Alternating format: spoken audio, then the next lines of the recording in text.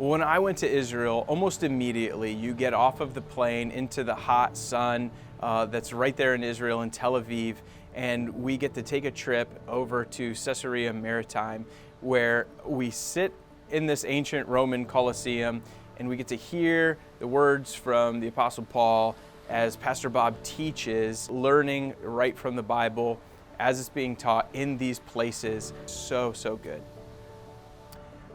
What shifted in how I see my life when it comes to the Sea of Galilee specifically is how close everything was. You get out on this sea and you're realizing why Jesus was on the water all the time. It's because he was going from one place to another very intentionally, and the best way to get there was through crossing the Sea of Galilee. He wanted as many people as possible to know who he was and why he was here in the first place. There was a moment of true spiritual reality for me as you're overlooking the Valley of Armageddon. I was really in awe of that space, seeing it in front of me, because you're reading about this in Scripture, you've heard about it, you're imagining it almost as if it doesn't take place on this earth, even though the Bible makes sure that it's clear that it does. The truth is that this is a real place where a real battle is going to be taking place, and that real souls hang in the balance. I think what people primarily misunderstand when they think about a trip to the Holy Land is safety.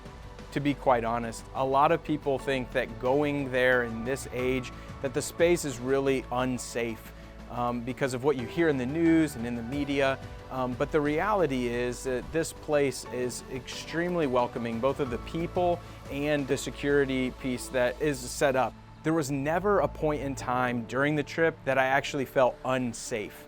The country of Israel is an incredible place to experience because of the measures that they are taking to make the people that are visiting feel safe.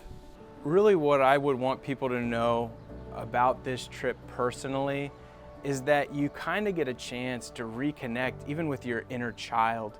Because if you think about all of these stories, you think about all of the history that you've learned about, maybe since you were a child yourself, this trip becomes a literal pop-up book for you as you get to walk the Bible.